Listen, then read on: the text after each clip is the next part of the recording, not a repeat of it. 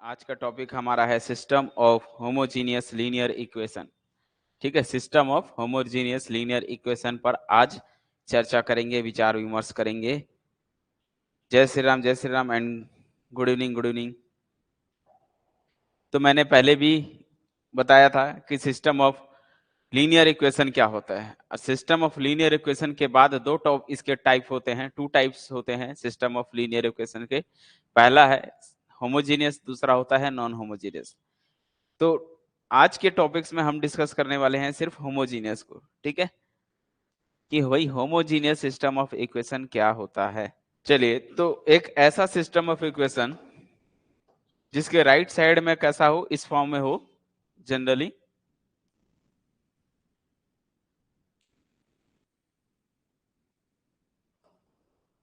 System of homogeneous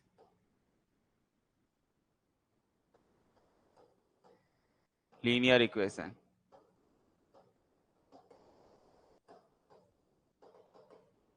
तो जो system of linear equation होता है वो इस फॉर्म में होते हैं बच्चों, ए एक्स इक्वल जीरो। इस फॉर्म में होता है। जीरो मीन्स जीरो नंबर नहीं है, ये मैट्रिक्स है, ये मैट्रिक्स है, ये भी एक मैट्रिक्स ही होगा जिसको हम नल मैट्रिक्स के नाम से जानते हैं। जीरो मैट्रिक्स के फॉर्म में होता है। तो ये जो है इस फॉर्म में होता है, तो इसको हम लोग सिस्टम ऑफ क्या बोलते हैं, होमोजीनियस लीनियर इक्वेशन बोलते हैं। ठीक है, तो अब हमारे एग्जाम में जब भी अगर क्वेश्चन आएगा, राइट साइड का देखोगे तो पूरे टर्म्स कैसे होते हैं, जीरो होते हैं। ठीक, तो उसको आप बोलोगे system of homogeneous linear equation. इसका अगर मैं पैटर्न बोलूं तो किस फॉर्म में होगा वो, a11x1 plus a12x2 plus like डेडेडस प्लस am1x1 इक्वल में जीरो ही होगा। Second row first column of x1 के लिए, second row second column x2 के लिए, plus and so on, plus am जो है आपके यहाँ पर जो है मिस्टेक हो गया है, कौन सा होगा, फर्स्ट कॉलम है, n रो है, n कॉलम है, ये भी सेकंड रो है, n कॉलम है, x2 इक्वल जीरो है। इसी प्रकार इधर भी बढ़ता है और ये जाता है आपका a m1 यानी m रो है, x1 plus a m2 x2 plus dash dash dash plus a m n x n equal zero. हो सकते हैं m और n इक्वल भी हो, बट कोई गारंटी नहीं है। इस टाइप का जो इक्वेशंस मिलते हैं इनको हम सिस्टम ऑफ होमोजीनियस बोलते हैं, ये है। तो इसके जो सॉल्यूशन की बात किया जाए कि भाई इसके सॉल्यूशन कैसे होते हैं, तो कुछ नोट करके पहले सुन लो इन चीजों को। पहला, कभी भी सिस्टम ऑफ इक्वेशन हमेशा होमोजीनियस की बात करेंगे तो हमेशा ये कंसिस्टेंट होता है। कंसिस्टेंट मीन्स बताया था ना, इसके एक सॉल्यूशन या इनफाइनाइट सॉल्यूशन होते हैं, नो सॉल्यूशन कभी नहीं होता। कभी भी अगर homogeneous system of equation given है आपके पास तो आप समझ लो नो, अगर नो सॉल्यूशन वाला ऑप्शन होगा तो आप उसको कट कर दोगे। ठीक है, जितने भी होमोजीनियस होते हैं वो हमेशा कंसिस्टेंट होते हैं।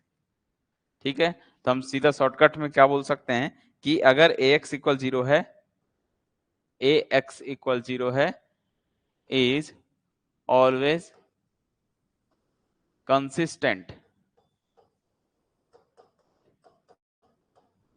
कहानी समझ में आएगी। ये सिस्टम ऑफ कौन सा है, होमोजीनियस है, ये हमेशा कंसिस्टेंट होता है, m और n पर डिपेंड नहीं करता कि यहाँ पर क्या होगा। ठीक है, डायरेक्ट बोलोगे कंसिस्टेंट होता है। कंसिस्टेंट मीन्स यहाँ पर दो सॉल्यूशन। ठीक है, कंसिस्टेंट मतलब क्या हो गया, इसके या तो यूनिक होगा या तो इनफाइनाइट होगा। क्लियर है, दैट इज ऐसा बोल सकते हो आप, that is ax equal zero has unique solution as either unique या infinitely many solution।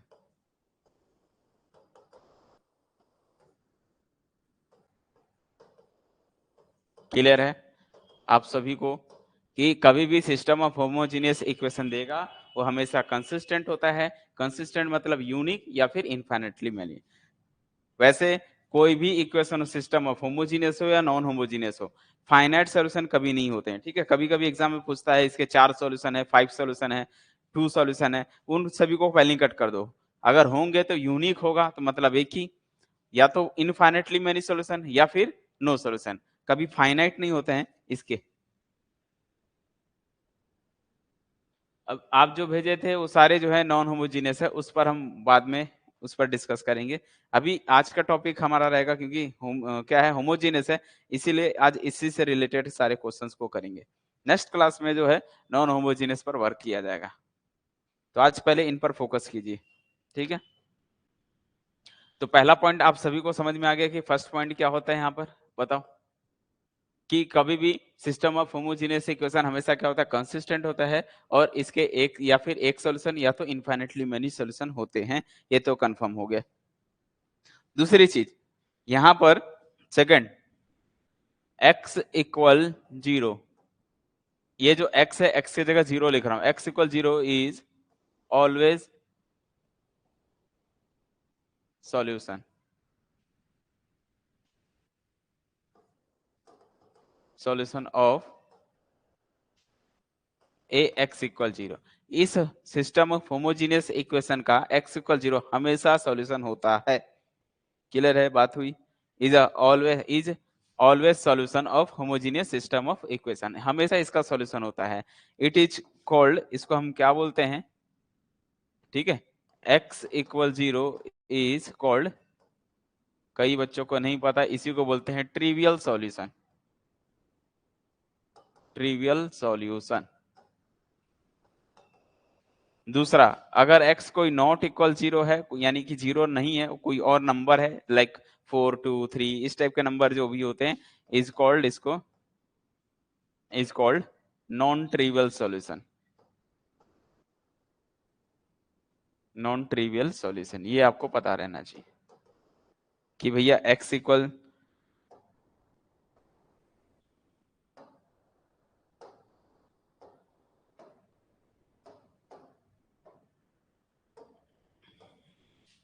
ये आपको याद रखने की चीजें हैं, ठीक। तो x इक्वल 0 हमेशा क्या बोलते हैं इसको, x इक्वल 0 अगर है उसको हम ट्रिवियल सॉल्यूशन बोलते हैं। इसका मतलब every system of homogeneous equation has trivial solution, उसके पास ट्रिवियल सॉल्यूशन तो होते ही हैं। ट्रिवियल सॉल्यूशन मतलब x इक्वल 0। अच्छा ठीक है, उसको देख लेता हूं मैं। दूसरा, x not equal 0 is called non trivial solution, उसको हम ट्रिवियल नॉन ट्रिवियल में डिफरेंस अगर आपको समझना तो यही समझ लेना कि x इक्वल 0 हमेशा सॉल्यूशन होता है, किसका, किसी भी सिस्टम ऑफ होमोजीनियस का। उसको ट्रिवियल मतलब ट्रिवियल तो फिक्स है, होगा ही होगा। हमारा टारगेट रहता है नॉन ट्रिवियल को खोजना, क्लियर हुई, नॉन ट्रिवियल को खोजना रहता है, हमारा काम रहता है ये। चलिए ठीक है, 2 पॉइंट आपको याद रखने हैं। तीसरा पॉइंट, ये सारे पॉइंट वाइज आपको इसलिए लिखा रहा हूं ताकि हमेशा जो है आपको बस इन पॉइंटों को नोटिस करोगे, जिससे काम आपका जो है आसान हो जाएगा और समझने में भी आसानी होगी, ठीक है। इफ मान लो ऐसे x1 x2 डैश डैश डैश xn क्या है, आर सॉल्यूशन है, इस सारे क्या है मान के चलो सॉल्यूशन है। ये जो है ना, ये सब capital x1 capital x2 dash dash डैश xn are solution of ax equal 0। Then कुछ नंबर का मल्टीप्लाई कर दोगे के x1 प्लस के लीनियर कॉम्बिनेशन, इनका लीनियर कॉम्बिनेशन ऑलवेज सॉल्यूशन, के 2x2 plus dash dash dash plus के n xn is always solution. अगर किसी सिस्टम ऑफ होमोजीनियस इक्वेशन के x1 x2 ऐसे बहुत सारे सॉल्यूशन हैं, तो उनका लीनियर कॉम्बिनेशन बनाओगे, वो भी हमेशा एक सॉल्यूशन बनता है। फर्स्ट पॉइंट ये कहता है कि ax इक्वल, कभी भी ये लाइन लिख दिया हूं मतलब आप समझ लो ax equal 0 means system of homogeneous linear equation होता है। मैं बार बार ये नहीं लिखूंगा, इनको शॉर्टकट में ax इक्वल 0 लिख दूंगा, आपको समझ जाना ये homogeneous system of linear equation है। ये हमेशा कंसिस्टेंट होता है। कंसिस्टेंट मतलब बता चुका था, कंसिस्टेंट मीन्स यूनिक होता है या फिर इनफाइनेटली मेनी, दोनों रखते हैं तो उसको कंसिस्टेंट होते हैं। ठीक है, या तो यूनिक होगा या तो इनफाइनेट होगा, और अगर नो सॉल्यूशन होते हैं तो उसको इनकंसिस्टेंट बोलते हैं। और कभी भी सिस्टम ऑफ होमोजीनियस जो ये होता है होमोजीनियस, ये कभी भी इनकंसिस्टेंट नहीं होते हैं, इनकंसिस्टेंट नहीं होते, हमेशा एक सॉल्यूशन तो जरूर एग्जिस्ट करेगा। इनफाइनाइट ना हो चलेगा, लेकिन ये एक तो जरूर होगा, यूनिक होगा। और अगर मैं यूनिक की बात कर दिया, कभी भी यूनिक बोल रहा हूँ मतलब वो ट्रिवियल होगा, मतलब वो कौन सा होगा, ट्रिवियल होगा। बात समझ रहे हो कि नहीं समझ रहे हो? अभी आएगा समझ में आपको अच्छे से, देखिए एग्जाम्पल। अगर मैंने लिखा 2x minus 4y equal 0, 3x plus 6, 3x plus 6y equal 0 लिखा हूं। अगर ऐसा कोई इक्वेशन दे रहा हूं, ध्यान से समझो, ऐसे ही कोई इक्वेशंस है, हाँ उसको भी कर दे रहा हूं, पहले आप इधर समझो। ये कोई सिस्टम ऑफ इक्वेशन है, कौन सा इक्वेशन है, होमोजीनियस। कैसे पता चला, राइट साइड में 0 है। अब होमोजीनियस है तो इसके चांसेस क्या है, हो क्या सकता है, तो ये दो सॉल्यूशन रख सकता है, या ये हमेशा कंफर्म है, ये कंसिस्टेंट है। ये हमेशा क्या होता है भाई, ध्यान से समझो इस चीज को, ax इक्वल 0 लिख दिया हूं तो ये दो ही सॉल्यूशन होते हैं। दो सॉल्यूशन मतलब यूनिक होगा या तो फिर इनफाइनाइटली मेनी सॉल्यूशन होता है, infinitely many solution, infinite solution. अच्छा, यूनिक होगा तो सिर्फ और सिर्फ ओनली ट्रिवियल सॉल्यूशन होते हैं। यूनिक है मींस ट्रिवियल सॉल्यूशन।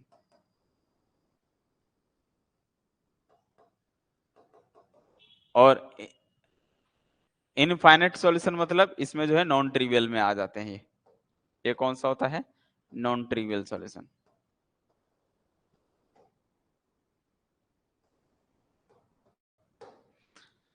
ध्यान से समझोगे, ट्रिवियल सॉल्यूशन मतलब सिर्फ और सिर्फ ओनली कैपिटल एक्स इक्वल 0, और यहां पर नॉन ट्रिवियल सॉल्यूशन मतलब इसमें भी एक्स इक्वल 0 तो रहेगा ही रहेगा, एक्स्ट्रा मिलेंगे आपको, ये आपके पास जो है कैपिटल एक्स जो है नॉट इक्वल 0, जो 0 नहीं होगा वो नंबर्स को सेटिस्फाई करेगा। एग्जाम्पल से भी अभी बात करूंगा, आपको दिखाऊंगा कि कैसा होता है ट्रिवियल और कैसा होता है नॉन ट्रिवियल। थर्ड बोलता है अगर मान लो ऐसे 4 सॉल्यूशन मिल गया, x1 x2 x3 ऐसे xn बहुत सारे सॉल्यूशन है, तो उनका लीनियर कॉम्बिनेशन, उसको किसी नंबर से मल्टीप्लाई कर दो, जोड़ दो, घटा दो आपस में, वो भी एक सॉल्यूशन होता है। ये भी अभी आपको एक एग्जाम्पल के थ्रू दिखाऊंगा। चलिए आइए, अभी मैंने ये एक एग्जाम्पल दिया हुआ है, इसको चेक कर लो भाई। आप लोग इसको 2x2 का है, सॉल्व करना चाहते हो तो सॉल्व कर सकते हो, ऐसा कोई खास इसका वो नहीं है लॉजिक, कोई भी मेथड से सॉल्व कर सकते हो यहां से x और y की वैल्यू निकाल के। ये है 2x2 का इक्वेशन, सिस्टम ऑफ होमोजीनियस है, इसको आप चाहो तो सॉल्व कर सकते हो। सॉल्व करके देख लो कि भाई ये इसके क्या मिलेंगे, एक्स वाई जेड के जगह, एक्स और वाई के जगह क्या वैल्यू पुट किया जाए कि दोनों इक्वेशन को सेटिस्फाई करे। पहला ध्यान से समझोगे, इन दोनों इक्वेशन को मैंने दे दिया 1। अगर मैं पहला बोल लू ना, पहला इफ आपने x का मतलब क्या होता है, सॉल्यूशन। x मींस इसके जो है x और y दो वेरिएबल है, ठीक है। अगर आप ये 0 0 पुट करते हो, ऑलवेज क्या होता है, सॉल्यूशन होता है। x इक्वल 0 0, बात समझ रहे हो कि नहीं। x के जगह मतलब ये इनका कलेक्शन होता है ना, x और y का, x और y होते हैं, मतलब x इक्वल 0, इन्हीं को शॉर्टकट में ऐसा बोल दो, x इक्वल 0, या फिर आप x के जगह ऐसे लिख दो 0 0 इज अ सॉल्यूशन। ये तो होगा ही होगा बेटा, हमेशा होगा, आपको खोजने की जरूरत नहीं है। डायरेक्ट किसी भी राइट साइड में जब 0 है तो आप यहाँ पर x और y की जगह आप 0 0 पुट कर दो, आपको सेटिस्फाई कर जाएगा। बात समझ रहे हो नहीं कि नहीं। दैट इज स्मॉल x के जगह 0 पुट करो, y के जगह 0 पुट करो, दोनों इक्वेशन को सेटिस्फाई करेगा। यही इसीलिए तो बोल रहा हूँ यूनिक, यूनिक बोलूंगा यानी कि इसके अलावा अब कोई और ना हो तो वो यूनिक ही रहेगा। यूनिक रहेगा मतलब ट्रिवियल सॉल्यूशन मिलेंगे, इट मींस x इक्वल 0 ही मिलेगा। जैसे ही अगर आपको एक और सॉल्यूशन मिल गया, लाइक अगर आपने x की जगह 1 2 ऐसा कुछ डाला, इसको सेटिस्फाई करा दिया, तो वो जो है नॉन ट्रिवियल में आ जाएंगे। इसका मतलब उसके पास इनफाइनेटली मेनी सॉल्यूशन होता है। बात आई समझ में कि नहीं? फिर से बताऊं, मैंने कहा इस इक्वेशन के ये जो सॉल्यूशन मैंने डायरेक्टली निकाल दिया, x equal 0 y equal 0 always exist होता है। अगर इसके अलावा आप कोई और सॉल्यूशन खोज लिए, मतलब आप इस कैटेगरी में आ गए, इनफाइनेटली मेनी सॉल्यूशन होंगे और उस हमको हम नॉन ट्रिवियल बोलेंगे, यानी कि हमको नॉन जीरो सॉल्यूशन भी मिल रहा है। और इनकेस अगर इसके अलावा कोई नहीं है, तो हम बोलेंगे ये जो सिस्टम ऑफ इक्वेशन है यूनिक सॉल्यूशन होगा। और वो unique solution means trivial solution, trivial मतलब सिर्फ 0 0 ही। क्या सभी को क्लियर हो गया?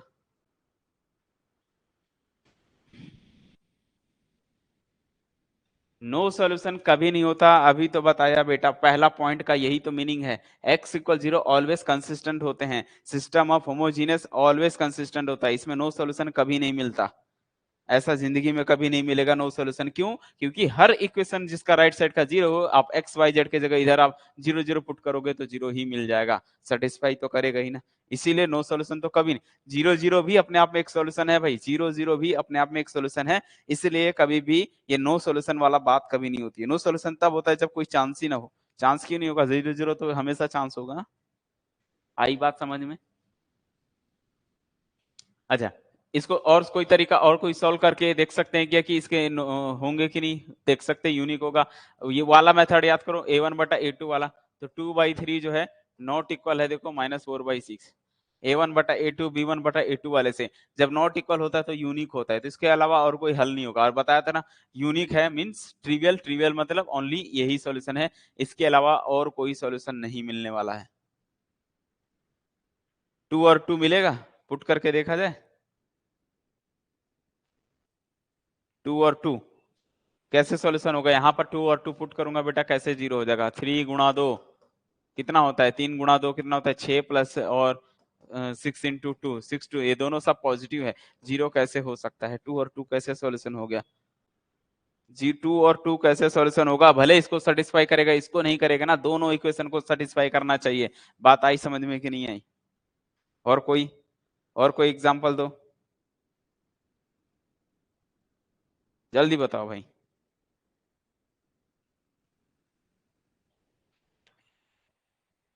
ये मत सोचो कि 2 और 2 जो है दोनों को कहाँ कर रहा है सेटिस्फाई, यहाँ करूंगा 4 हो जाएगा, यहाँ करूंगा तो 8 हो जाएगा, सॉल्यूशन ही नहीं है। 0 0 नहीं है, 2 2 भी नहीं है, एक ही सॉल्यूशन है, वो यूनिक है, वो यही है। बात समझ में आई कि नहीं आई?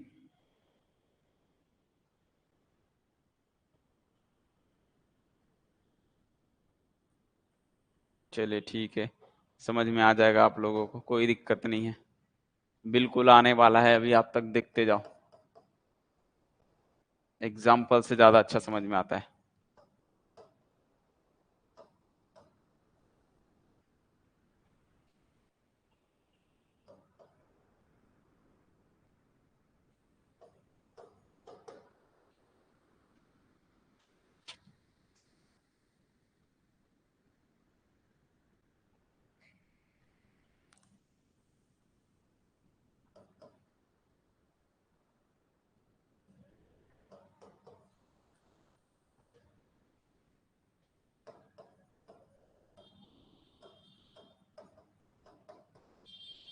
चलो इसको देख के बताओ, 2 और 1 उसका सॉल्यूशन, और कोई नहीं होगा।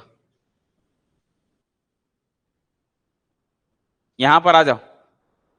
अच्छा, इसमें अगर मैं बात करूं भाई, कैपिटल एक्स क्या है, कौन बता सकता है? तो कैपिटल एक्स बेटा एक्स और वाई होते हैं, इनका सॉल्यूशन है ये। कैपिटल एक्स मींस ये होता है, यहाँ जो मैं x1 x2 x3 लिखा हूं यही है। इनफाइनाइट सॉल्यूशन वाले जब बहुत सारे सॉल्यूशन को मिला के भी सॉल्यूशन होते हैं, उनका लीनियर कॉम्बिनेशन भी सॉल्यूशन होता है, इट मींस यही है आपका कैपिटल x1 बनेगा। अगर इनफाइनाइट होंगे तो ऐसे बहुत सारे मिल जाएंगे पेयर। ठीक है, चलिए इसके सॉल्यूशन खोजना है, बताइए भाई कौन होगा? अरे भाई 0 0 तो ऑलवेज एग्जिस्ट होगा, 0 0 तो ऑलवेज एग्जिस्ट होगा। 0 0 पुट कर दो, राइट साइड लेफ्ट साइड सब इक्वल होगा, 0 0 तो होगा ही होगा। आंख बंद करके भी लगा देना टिक। 0 0 तो होंगे, लेकिन अगर 0 1 के अलावा कोई और भी हो गया तो ये यूनिक नहीं होगा, वो इनफाइनाइट सॉल्यूशन में हो जाएंगे। क्या इसके कोई दो सॉल्यूशन होंगे? ना ना, 2 3 4 5 की बात ही नहीं होती है, फाइनाइट इनफाइनाइटली मेनी सॉल्यूशन होता है। ठीक है, चलिए अब बच्चे लोग का जवाब आना चालू हो गया। देखिए अगर आपने इसको x1 नाम दे दिया तो x2 कौन होगा बेटा? आप बोलोगे सर इसमें क्या पुट कर दिया जाए? 2 1। ओके देखते हैं 2 1 क्या इसका सॉल्यूशन है, देखते हैं। 2 4 दूना 8, 8 8 8 0, यहाँ भी सेटिस्फाई होना चाहिए। 16 दूनी 32 माइनस 32 सेटिस्फाई हो गया। मतलब ये यूनिक तो नहीं है, ये यूनिक नहीं बेटा, ये यूनिक था, इन केस के लिए ये यूनिक है। लेकिन अब जो है यूनिक नहीं मिलेगा, ये कौन सा मिलेगा? Infinitely many solution. इनफाइनाइट नहीं आ रहा है समझ में? नहीं आ रहा है तो बोल दो। एक और बताओ, एक और जल्दी से जल्दी एक और बता दो। 3 6 x3 कितना आएगा बेटा? x3 4 किसी ने कहा था? अच्छा 2 1 के जगह 3 6 भी कह रहे हो आप लोग, ठीक है 3 6। ओके देखते हैं, 3 6 रख के देखो भाई। 3 डालूंगा 4 तिया 12 माइनस 8 छक 48, 8 छक 48 और यहाँ पर 4 तिया 12, कहाँ हो रहा है 0? 12 माइनस नहीं हो रहा है वो। और कोई? 4 8 और 5 10, 4 8। ओके देखते हैं, 4 डालूंगा तो 4 चौक 16 हो जाएगा, 8 चौक 4 चौक 16 माइनस कहाँ हो रहा है? 2 डालना पड़ेगा क्या? अच्छा एक मिनट 4 डाल दिया, इधर जो है 2 डालना पड़ेगा, 4 2 डालना पड़ेगा आपको। ठीक है 4 2 एक सॉल्यूशन हो जाएगा, ये भी सॉल्यूशन हो गया, 4 2 भी हो गया। और बोलो x3 इधर 10 डाल दो, इधर 5 डाल दो, ये भी हो जाएगा। 40 8 5 40 40 40 16 धाम 160 और 32 ये भी 160, 0 हो जा रहा है। क्लियर है? समझ में आया बात? 6 3 लाइक ऐसे ही इसका डबल कर दो बस, इसमें इधर डबल रख दो, नीचे कोई भी नंबर, जो भी नंबर रहा है उसमें 2 का गुणा करके डाल दो। बात आ रही समझ में? 8 लिखोगे तो ऊपर 16 लिखना पड़ेगा, नीचे 6 लिखना है तो ऊपर 12 लिखना पड़ेगा, जस्ट इसका डबल कर दो। वेरी गुड, अब समझ गए आप लोग। ये बताओ ऐसे कितने सोल्यूशन निकाल पाओगे? कितने निकाल पाओगे? कितने मीन्स हाउ मेनी, कितने बनाओगे? जल्दी बताओ। ठीक ठीक ठीक है, कोई दिक्कत नहीं है। ऐसे आप कितने सारे सॉल्यूशन फाइंड कर पाओगे, ये मैं पूछ रहा हूँ, कितने सॉल्यूशन फाइंड कर पाओगे? इनफाइनाइटली मेनी सॉल्यूशन मिलेगा। कितने? Infinitely many solution. अब ये बताओ इनफाइनाइट सॉल्यूशन हो गया, मैंने कहा इसके अलावा कोई और मिल गया, मतलब वो इनफाइनाइट सॉल्यूशन ही मिलेगा। फाइनाइट नहीं होते हैं, 4 5 नहीं होते हैं। कई बच्चे सोचेंगे कि सर 4 होंगे 2 होंगे, अभी कितने दिखा दिया? 1 2 3 4 तो यही हो गया। ऐसे आप लोग और भी बहुत सारे मुझे बता रहे।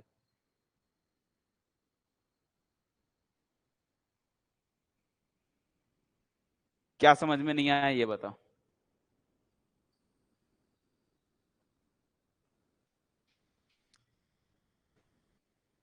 ये चीज समझ में आया बात की नहीं आई?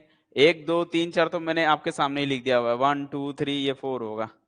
ऐसे 5 6 7 8। अच्छा ठीक है, आ जाओ इधर, इधर आ जाओ। पहली प्रॉपर्टी समझ में आ चुकी आप लोगों को कि कभी भी ये कंसिस्टेंट मतलब इनकंसिस्टेंट नहीं होते, हमेशा कंसिस्टेंट होंगे। यानी होंगे तो एक सोल्यूशन तो एग्जिस्ट हमेशा करेगा, या तो फिर एक से ज्यादा भी करेगा। ठीक है, बात आई समझ में? दूसरा प्रॉपर्टी सबका एग्जांपल दूंगा अभी आप लोग को। दूसरा क्या कहता है? x = 0 जो सॉल्यूशन होता है हमेशा एग्जिस्ट करता ही है। अगर इसके अलावा कोई और मिल गया तो वो इनफाइनेटली, नहीं मिला तो यूनिक। आई बात समझ में?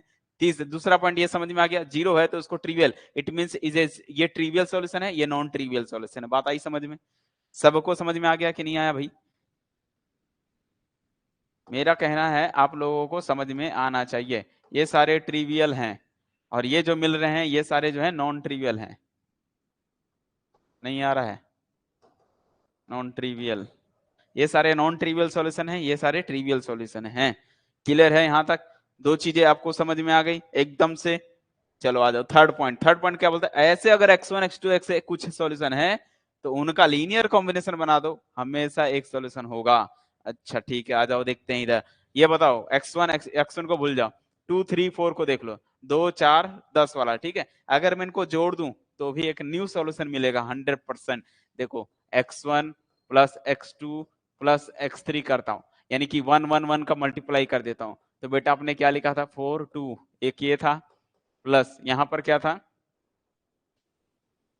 अच्छा 2 1 है, 2 1 प्लस 4 2 वाला प्लस 10 5 वाला, इनको जोड़ दो, इनको ऐड कर दो, जोड़ दो, जैसे ही ऐड करते हो 2 4 2 6 10 6 16, नीचे मिलेगा 5 2 7 और 1 8 हमेशा, और लिख के ले लो, ये भी एक सोल्यूशन होगा।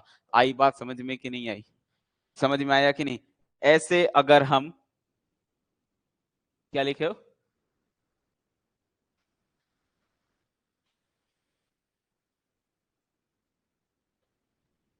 सिंगुलर यहाँ कहाँ आ गया, सिंगुलर तो डिटर्मिनेंट्स के लिए यूज करते हैं, अगर डिटर्मिनेंट जीरो होता है तो उसको सिंगुलर बोलते हैं। ये ट्रिवियल सॉल्यूशन है, सिर्फ ट्रिवियल नहीं है, ट्रिवियल सॉल्यूशन है बेटा, सॉल्यूशन, पूरा चीज लिखवाओगे मेरे से, नॉन ट्रिवियल सॉल्यूशन है, सॉल्यूशन में अंतर होता है ना, कहाँ सिंगुलर है कहाँ सॉल्यूशन है, दोनों में डिफरेंस है अलग अलग। क्लियर हुआ एक एक चीज, कि अगर मैंने सिर्फ 3 लिया, तीनों को जोड़ दिया तो सॉल्यूशन मिल गया, क्या अगर तीनों को घटा दूं तो सॉल्यूशन मिलेगा? बिल्कुल मिलेगा, कोई दिक्कत नहीं है, आपको आराम से समझनी है। अगर मैं x1 minus x2 plus x3 कर दिया तो क्या ये सॉल्यूशन मिलेगा? करके देख लो, सोचने का नहीं, सब चीज अप्लाई करो, प्रैक्टिकली करो, प्रैक्टिकल करोगे बेटा तभी सक्सेस मिलेगा। कभी भी आपको प्रैक्टिकली करना है, अप्लाई करके देखना है, जोड़ के देखो। बोलोगे सर यहाँ तो आपने घटाए हो, लो भैया घटा लो, इन दोनों को घटा दिया हूँ, इसको जोड़ दिया हूँ, करके देखो ये कितना आएगा, 4 माइनस टू प्लस 10 हो जाएगा 8, 4 1 माइनस टू माइनस 1 5 करूंगा तो 4 आया कि नहीं आया? और आपको पता है कि ये भी एक सोल्यूशन, इसका डबल होना चाहिए, जो जो डबल हो गया सब सोल्यूशन है। अरे नहीं भाई, मैंने फाइनाइट लिखा हुआ है, फाइनाइट, अब 10 लोग को जोड़ लो, 20 लोग को जोड़ लो, 50 लोग को जोड़ लो, घटाओ कुछ भी गुणा भाग कर लो, सब सोल्यूशन होगा। नहीं आ रहा है समझ में? कुछ भी करो, मतलब कुछ भी, बस आपको अपना लॉजिक समझना है कि मैं क्या करूं। आप कितना सोच सकते हो, अरे भाई यही तो सोल्यूशन है, इसी को तो मैथ्स बोलते हैं। लो भैया ये 4x1 प्लस, अच्छा मैं इसको नया नाम दे दे रहा हूँ ना, लो इसको सॉल्व करके एक नया नाम दे दिया, ये x4 हो गया, इसको मैंने नाम दे दिया x5। लो बेटा लो, 4x1 plus 3x2 minus minus कर दिया, कुछ भी कर दे रहा हूँ, ठीक है, यहाँ क्या कर दू, 2x3 प्लस 1 2 3 हो गया, और प्लस x4 कर देता हूँ, माइनस x5 कर देता हूँ। क्या ये सोल्यूशन होगा? क्या ये सोल्यूशन? अरे होगा, करके तो देखो, पहले अप्लाई तो करके देखो, फॉर्मूला ऐसे ही नहीं लिखा हूँ, कुछ करके लिखा हूँ फॉर्मूला, ठीक है, करके देखो, अप्लाई करके देखो। 4 है, कुछ भी नंबर में मल्टीप्लाई किया हूँ रेंडमली, किसी को भी घटाया हूँ, किसी को भी ऐड करके देखो, सॉल्व करके देखोगे तो सब सॉल्यूशन मिलेगा बेटा, हवा में तीर नहीं चलाते। x1 क्या था, x1 बेटा 2 1 था, फिर प्लस 3x2 था, 3 इंटू x2 4 और 2 था, फिर यहाँ पर -2 टाइम x3 है, -2 टाइम x3, और यहाँ प्लस है, और 2 टाइम x3 कौन था, x3 ये है 10 5 वाला, ठीक है, और क्या लिखा हुआ है, प्लस x4, 4 4 कौन है, 16 और 8। आप लोग बोल रहे हो ना क्या तीन को ही लेके जिंदगी भर तीन को ही लेके, अरे भैया 3 से ज्यादा भी लो, अरे क्या चीज 3 से ज्यादा लेना है, हैं क्या चीज 3 से ज्यादा लेना है, ये सवाल लेना है, कुछ भी नहीं ले लेना है, ठीक है। चलो x4 माइनस x5 कर दिया हूं, देखते हैं क्या ये सॉल्यूशन होगा, ट्राई करो, कौन कर सकता है ट्राई। 4 का मल्टीप्लाई करो तो कितना होगा, 8 4, ठीक है, 8 4 प्लस 4 दिया 12, 3 दूनी 6 माइनस 20, 5 2 10 प्लस 16, ये तो घटा दो डायरेक्ट, 16 में से 8 गया 8, 8 में से 4 गया 4, आप सबको ऐड कर पाओगे सब लोग, 12 8 20 20 20 कट गया, बच गया 8, 6 4 10 10 में 10 कट गया, बच गया 4, और अभी आप लोगों को बता चुके थे, ये तो यही आ गया, जस्ट इसका डबल है, सॉल्यूशन है, सॉल्यूशन है, यस या नो, जल्दी बताओ, क्या ये तीनों प्रॉपर्टी का कॉन्सेप्ट समझ में आया जो मैंने लिखा था, यस या नो, जल्दी बताओ सभी लोग,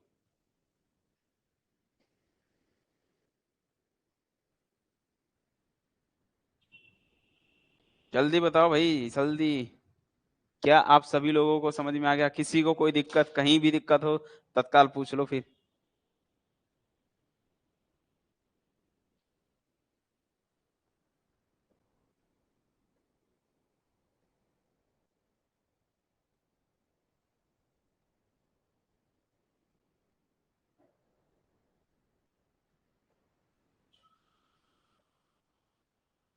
चलो वेरी गुड। अब आ जाओ एक क्वेश्चन, देखते हैं किनका जवाब आता है। जिन बोल रहे फुल क्लियर है, अब मैं सवाल दे रहा हूं और सवाल पे आप लोगों का कॉन्सेप्ट पूरा क्लियर होना चाहिए। जो क्लियर होंगे तो वो बताएंगे इसमें।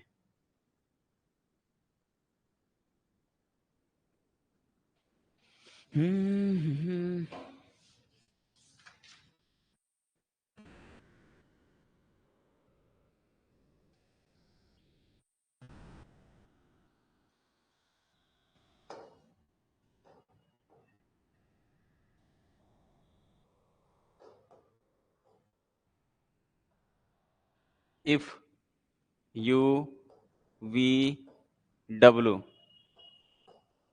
Are solution of A x equal 0 of किसी भी सिस्टम ऑफ इक्वेशन का सॉल्यूशन है, देन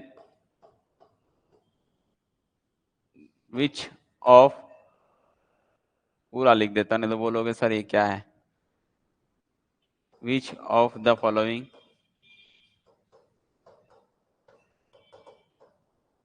इज आर ट्रू, या which are also solution.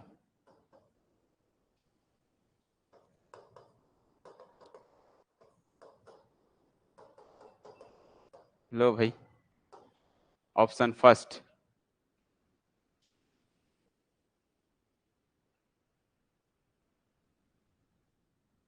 Okay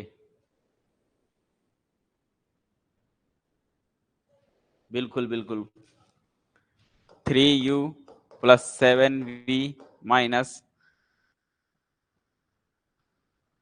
2w। दूसरा u प्लस w। तीसरा u माइनस v। चौथा fourth point 2u minus 7v plus 3w। बताइए भाई इनमें से कौन सा करेक्ट है, यस या नो, जल्दी बताओ। यू वी डब्ल्यू किसी होमोजीनियस का सॉल्यूशन है, तो इनमें से कौन सा एक या एक से ज्यादा करेक्ट है। इज आर लिखा मैं, हो सकता है एक भी सही हो सकता है, बहुत सारे भी सही हो। Are solution of always also solution of x equal 0, इसके कौन से सॉल्यूशन होंगे बताइए भाई, जल्दी बताइए। अभी आप लोग सब लोग बोल रहे थे फुल क्लियर है, फुल क्लियर है तो इसका जवाब दीजिए मुझे।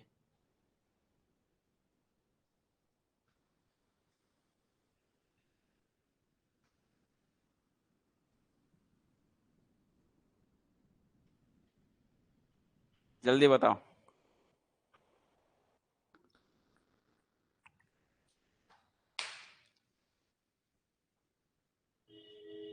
बस एक का जवाब आया अभी तक, सिर्फ एक बच्चे ने अभी तक जवाब दिया है, जिनका नाम मैं लेने जा रहा हूं, अनुराग। दूसरा प्रदीप, ठीक है। तीसरा जो है वैभव ने जवाब दे रहे हैं, जो कि बिल्कुल सही जवाब दिया है सबसे पहले वैभव ने, कि चारों करेक्ट है बेटा, चारों करेक्ट है। कहाँ पहला और चौथा पे तुक्का मार रहे हो, एक और चौथा क्यों तुक्का मार रहे हो। मैंने इसमें जरूरी थोड़ी, इसने हो सकता है 0 का गुणा किया होगा अभी में, डिसलाइक ऐसा भी तो लिख सकते थे ना, u plus 0.v plus w, कोई दिक्कत नहीं है। जरूरी थोड़ी है कोई 2 को लेके चलना है, कोई 3 को लेके चलना है। अरे भैया आपके सामने दिया हूं एग्जाम्पल, यहाँ पर आप पांचों लो, कोई 2 लो, कोई भी 3, एनीथिंग, जरूरी नहीं लाइन से 1 3, 1 और 4 को ले लो, x1 और x5 को बस ले लो, x1 और x6 को ले लो। अरे भैया कोई भी 2 को लेना, ऐसा नाम थोड़ी लिखा है कि यही पहला है। हैं ये बताओ, यही जरूरी है क्या x2 हमेशा यही मिलेगा। x2 तो कोई और भी हो सकता था ना पहले, ऐसा कोई जरूरी नहीं कि यही हमेशा फर्स्ट है, यही हमेशा फोर्थ है। आप आगे पीछे कुछ भी किसी को भी लिख सकते हो। जब आप ये दोनों को जोड़ के एक नया सोल्यूशन बना सकते हो, तो किसी भी 2 को जोड़ सकते हो ना, बात समझ में आई। किसी भी 2 को, यानी कि पहला और फिफ्थ को भी जोड़ दो, फर्स्ट एंड लास्ट को भी जोड़ दोगे, सब सोल्यूशन बनेगा। भाई कहाँ लगा रखे हो आप, इसके चारों सोल्यूशन है, इसके चारों all correct, all correct, all correct, all correct. जिसने तुक्का मारा पहला और रट्टा मार के ये पहला और चौथा, वो ये सोचे हड़बड़ी में पड़ गए कि ये दोनों नहीं होंगे, अरे ये भी होगा, बीच में नहीं है तो कोई दिक्कत नहीं, कोई भी दो, कोई भी चार, कोई भी पांच, किसी को भी जोड़ दो, घटा दो, कुछ भी कर दो, सब सोल्यूशन हो जाएगा। क्लियर हुआ? किसी को दिक्कत?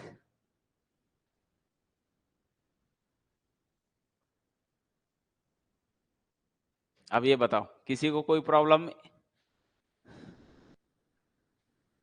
कैसे? अभी समझा दिया ना आपको।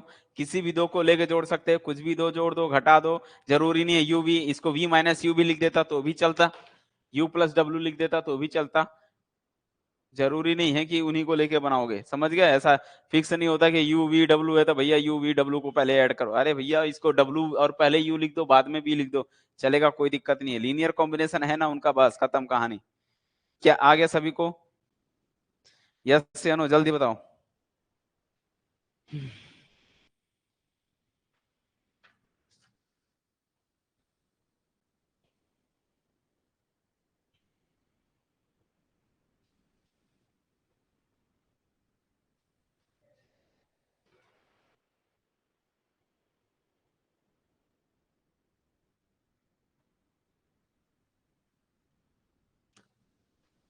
किसी भी ये तो आपको मैंने ने इतने सारे एग्जांपल दिया हुआ है, जरूरी था क्या कि यहाँ से मैं 4x1 को गायब कर दूंगा तो क्या सॉल्यूशन नहीं बनेगा?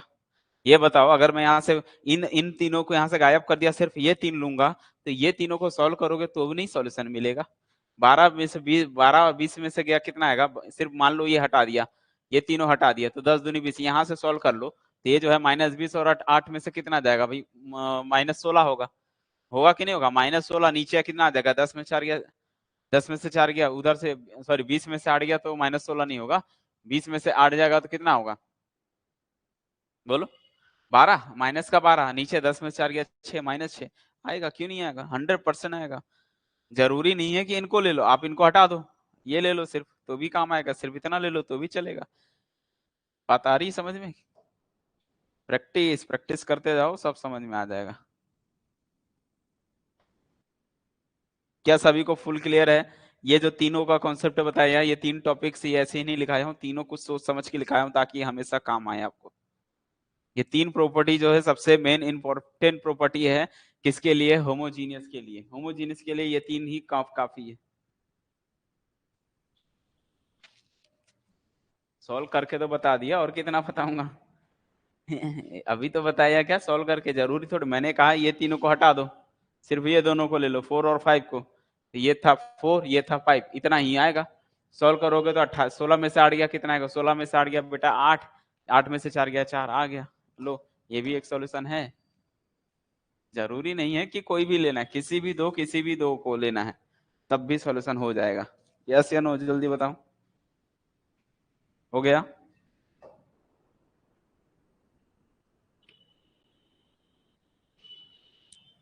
सभी को क्लियर है? किसी को कोई दिक्कत? तो नेक्स्ट आगे बढ़ूं। ये तो था ऐसा चेक करने का, 2/2, अगर 2/2 से बड़ा इक्वेशन आ गया, ठीक है, 2/2 से ज्यादा इक्वेशन, यानी इक्वेशंस की संख्या अगर बढ़ जाए, तब क्या करेंगे इस केस में? तो इस केस में ये है बेटा ट्रिक, ध्यान से देखो।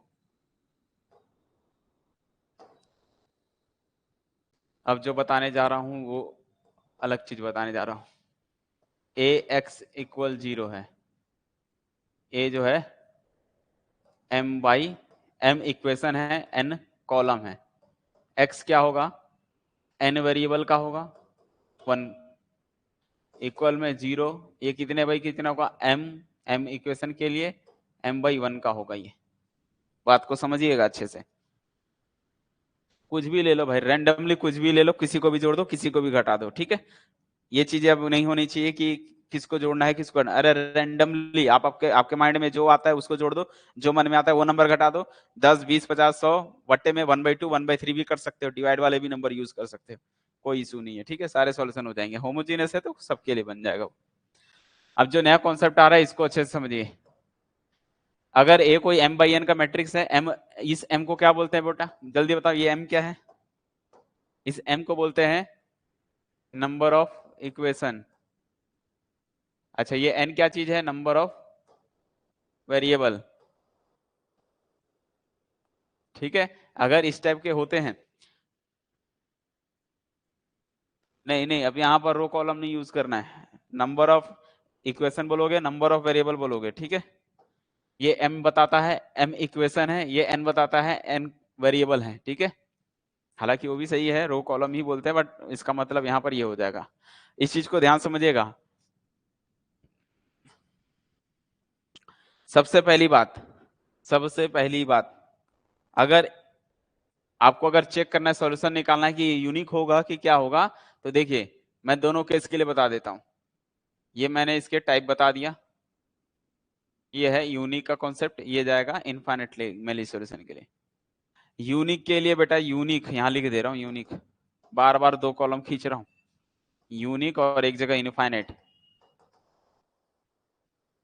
यूनिक में अगर आपको इसको सॉल्यूशन निकालना है, चेक करना है, अगर एक से ज्यादा है तो आप इसका क्या कैलकुलेट कर लो, डिटर्मिनेंट्स। अब डिटर्मिनेंट्स कैलकुलेट कर लो। अगर डिटर्मिनेंट जो है किसके बराबर आ जाता है, डिटर्मिनेंट्स जो है इसका जो है n के बराबर हो जाता है। n मींस क्या है बेटा, नंबर ऑफ वेरिएबल के बराबर आ जाता है। अब डिटर्मिनेंट्स की बात आ गई, तो डिटर्मिनेंट्स तो भाई हमेशा स्क्वायर मैट्रिक्स के लिए बोलता है, इसका मतलब m और n आपस में इक्वल होंगे। अगर इक्वल नहीं हुए तो कोई दिक्कत नहीं है, तो रैंक से निकाला तो इसी वजह से डिटर्मिनेंट मेथड यूज नहीं करते हैं, रैंक का मेथड यूज करते हैं। तो अगर ए की रैंक अगर कितनी आ जाए, इस मैट्रिक्स की रैंक अगर n आ जाती है, 100% यूनिक होगा, और यूनिक होगा मतलब वो हमेशा क्या होगा, ट्रिवियल सॉल्यूशन को ही रखेगा, इसके अलावा और कोई नहीं होंगे सॉल्यूशन। समझ में आया? नहीं आया, कोई दिक्कत नहीं, आएगा। इनफाइनाइट के लिए जो रैंक है ए की मैट्रिक्स की रैंक, वो n से छोटी होगी। n मींस क्या है, number of variable, number of variable से वो छोटा होगा, लेस देन होगा। तो जब नंबर ऑफ वेरिएबल से लेस देन हो जाएगा, तो वो उस केस के लिए वो इनफाइनाइट है। इनफाइनाइट है मतलब नॉन ट्रिवियल सॉल्यूशन होंगे, ठीक है। यहाँ पर कंफर्म है नॉन ट्रिवियल सॉल्यूशन होगा, होगा ही होगा, मतलब होगा, ये हमेशा ट्रिवियल सॉल्यूशन होंगे। और कौन होगा, वो सिर्फ x इक्वल 0 बोलोगे, इसके अलावा कोई नहीं होंगे। जैसे इसमें आओगे, ये नॉन ट्रिवियल देगा, और नॉन ट्रिवियल मतलब x नॉट इक्वल 0, ऐसे तो मिल ही जाएंगे। x इक्वल नॉन 0 जो है,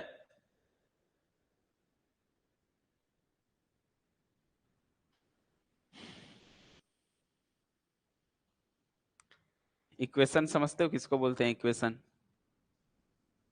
ये है इक्वेशन 1 2, इसको इक्वेशन बोलते हैं, कितने दिए हुए हैं, ऐसे इक्वेशन है, समीकरण है। वेरिएबल मीन्स एक्स और वाई, 2 वेरिएबल है। बात आई समझ में कि नहीं? इक्वेशन और वेरिएबल में यही है, आपको इक्वेशन ऐसे दिया होगा ना, 4 5 6 10 बाई 10, कुछ भी इक्वेशन दिए होंगे, उसको इक्वेशन बोलेंगे। उसमें कितने वेरिएबल यूज कर रहे हो आप, एक्स वाई जेड या x1 x2 x3 x4, ये सारे वेरिएबल में काउंट होते हैं, ठीक।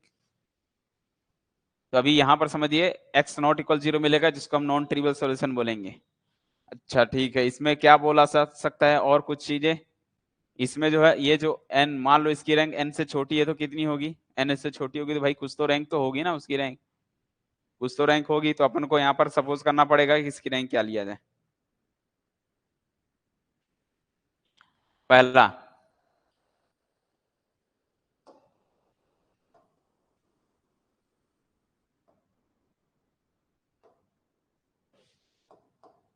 चलो मान लिया जाए इसकी रैंक जो है, मान लिया कि इसकी रैंक जो है r है, और r जो है वो n से छोटा है कहीं ना कहीं, ठीक है। तो जो नॉन ट्रिवियल सॉल्यूशन तो होंगे, फिक्स है।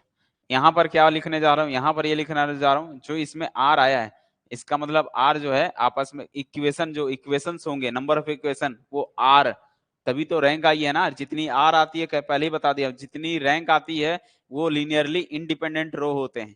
इसका मतलब r क्या है, r जो है क्या है, लीनियरली इंडिपेंडेंट इक्वेशन है।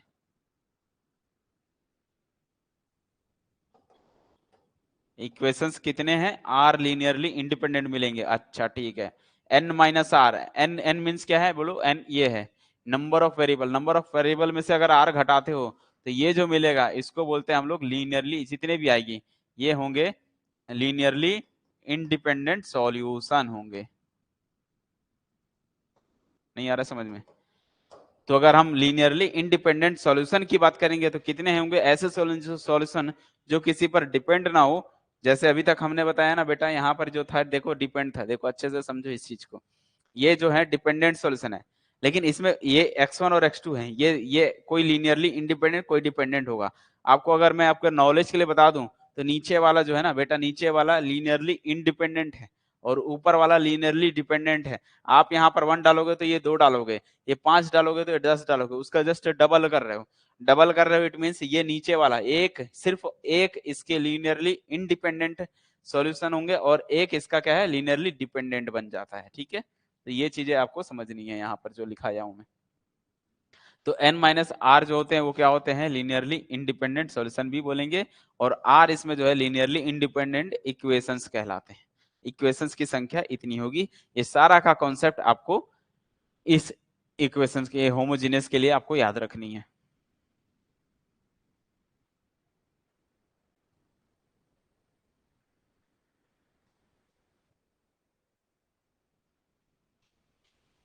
क्या बोल रहे हो, ऊपर से नीचे हाफ कर सकते हैं?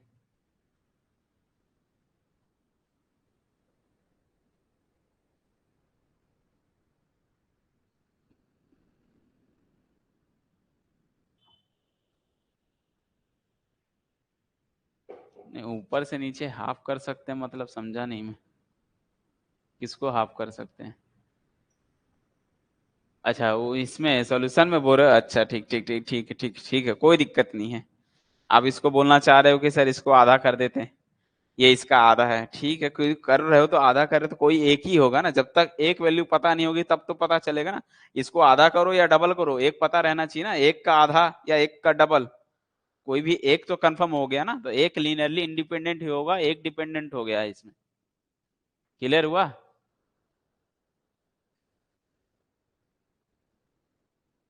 ये बात आई समझ में कि नहीं आई? जब भी ऐसे बात होती है तो आप किसी एक को तो सपोज करना पड़ेगा ना भाई, एक को बोलोगे ना उसका आधा, या फिर आप बोलोगे उसका डबल, तो एक तो वैल्यू देगी तब तो आप आधा करोगे या डबल करोगे, एक तो कंफर्म है ना। एक अपने आप में स्वतंत्र है, इंडिपेंडेंट है, और सेकंड वाला उस पर डिपेंड होगा, कोई भी एक डिपेंडेंट होगा।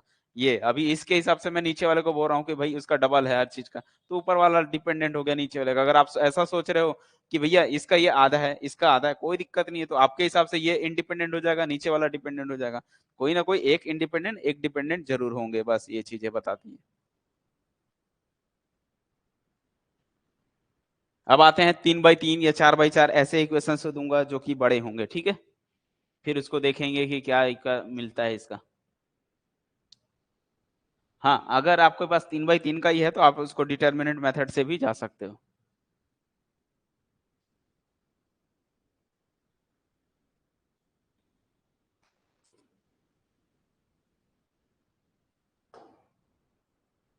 चलिए, जैसे हम एग्जांपल्स के थ्रू बात करेंगे, ज्यादातर प्रैक्टिकली करते हैं हम लोग। Example number first, solve,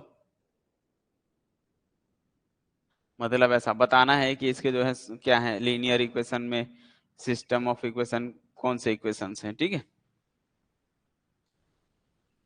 x plus Y plus Z equal 0, 2x plus 3y plus 4z equal 0, 5x plus 7y plus 9z equal 0 has, पहला ऑप्शन यूनिक सॉल्यूशन,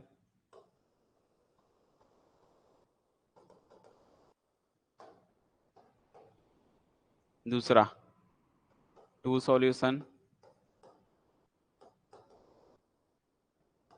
तीसरा नो सॉल्यूशन, चौथा इनफाइनाइटली सॉल्यूशन।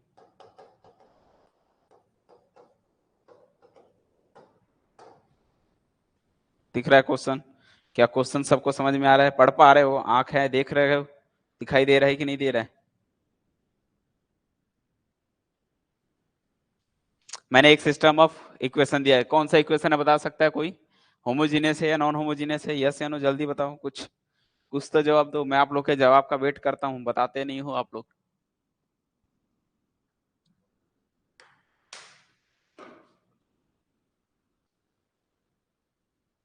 कैसे बता दिया यूनिक है?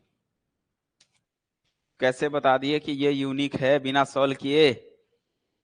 Homogeneous तो है, ये पता चल गया ये होमोजीनियस है, लेकिन ये यूनिक है ये कैसे बता दिए आप लोगों ने? हाँ जी, हैं यूनिक है ये कैसे तुक्का मार दिए?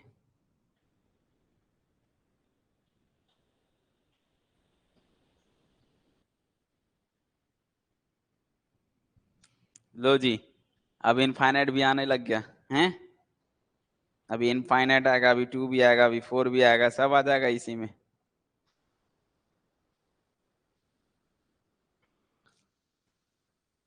कंफर्म हो गया only one solution?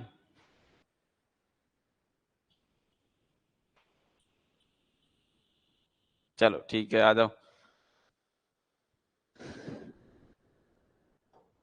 First think कि कभी भी ये तो हो नहीं सकता, ये हो नहीं सकता। नो सॉल्यूशन होमोजीनियस में होते नहीं, और दो सॉल्यूशन को हम होने नहीं देंगे। ठीक है, होगा तो यूनिक या फिर इनफाइनेटली। अब देखते हैं कौन सा है इसका सॉल्यूशन। 0 0 तो फिक्स है बेटा, होगा ही होगा। 0 0 तो ऑलवेज सॉल्यूशन होगा। कि क्या उसके अलावा और कोई सॉल्यूशन नहीं है, ऐसा हमारा टारगेट है चेक करना। अगर हम चेक कर लिए बेटा तो ये काम बन जाएगा। लेकिन अब 3 बाई 3 के लिए से चेक करना इजी तो नहीं है। इजी नहीं है तो कोई दिक्कत नहीं है, इसको हम रैंक मेथड से जाएंगे। ठीक है, रैंक मेथड बेटा, ए को आप लिख लो, मैट्रिक्स बनाओ और इसके कोफिशिएंट को लिख लो। 1 1 1 2 3 4। मैंने कहा रैंक चेक कर लो, रैंक कितनी है? 5 7 9। ठीक है, एक बात बताओ, इक्वेशन कितनी है? m कितना है? m बोलो जल्दी, m बताओ ना। m मीन्स क्या होता है? Number of equation. Number of equation बता दो कितना है, जल्दी बोलो। Number of equation, number of equation बताओ।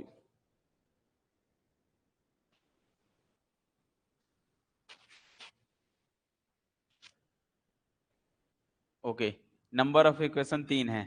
n होता है नंबर ऑफ वेरिएबल। वेरिएबल कितने हैं? 3। नंबर ऑफ वेरिएबल कितने हैं? 3। ठीक है, आइए इसकी रैंक देखते हैं। इसको 0 करो भाई, डायगोनली बनाने की कोशिश करो। तो इसका 0 करने के लिए क्या कर सकते हैं हम लोग? बोलो। एक तो ये मेथड है, दूसरा इसका डिटर्मिनेंट से भी चेक कर सकता हूँ, कोई दिक्कत नहीं है। यहाँ जो मैं बताया ना बेटा, ये भी कर सकते हो रैंक। इसको ऐसे भी लिख सकते हो डिटर्मिनेंट। इस केस में बेटा, इस केस में अगर स्क्वायर हो गया, इन केस अलग से लिख दे रहा हूँ, अलग से हाईलाइट लिख दे रहा हूँ ताकि आपको पता रहे। अगर आपका जो है m बाई n जो है, m और n जो है, m और n इक्वल हो गया, मतलब स्क्वायर हो गया, इस केस के लिए आप डिटर्मिनेंट भी चेक कर सकते हो और डिटर्मिनेंट इसका 0 नहीं आएगा। m और n इक्वल हो जाए तो डिटर्मिनेंट 0 नहीं आता, इस केस में डिटर्मिनेंट 0 आ जाएगा। बस इतना याद रखें, क्योंकि डिटर्मिनेंट 0 होता है तो रैंक कम हो जाती है।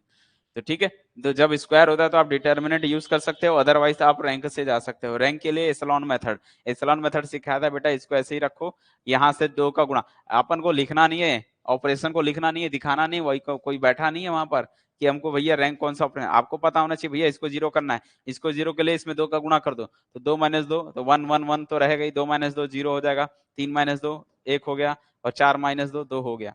यहाँ से 5 माइनस 5 करना पड़ेगा, 0 हो जाएगा। 7 माइनस 5 2 हो गया, और यहाँ से 9 माइनस 5 9 माइनस 5 करूंगा तो 4 हो जाएगा, ये मैट्रिक्स बनेगा। इसके बाद अगला स्टेप, इसको 0 किया जाता है। इसको 0 करने के लिए इसमें 2 का मल्टीप्लाई करोगे, जैसे ही करते हो 2 का मल्टीप्लाई, तो ये जो है मैट्रिक्स ये फॉर्म बन जाएगा। ध्यान से देखो, दिख रहा है आपको? दिख रहा है कि नहीं दिख रहा है? इसमें 2 का मल्टीप्लाई करके माइनस करूंगा तो ये जो मैट्रिक्स है 1 1 1 0 1 2 0 0 0 बन जाएगा। और कितने कॉलम आए? रैंक कितनी है? रैंक रैंक रैंक बोलो बेटा 2। क्या ये 3 से छोटा नहीं है? 3 मीन्स क्या है? ये एक नंबर ऑफ इक्वेशन से छोटा हो गया। और जब नंबर ऑफ इक्वेशन से छोटा हो गया, यानी कि 3 को बोल सकते हैं number of equation, number sorry number of variable, number of variable से क्या है? छोटा हो गया। नंबर ऑफ वेरिएबल से छोटा हो गया, इसका मतलब इसकी जो है ये इक्वेशंस कैसे होंगे? इनफाइनेटली मेनी सॉल्यूशन हो गया।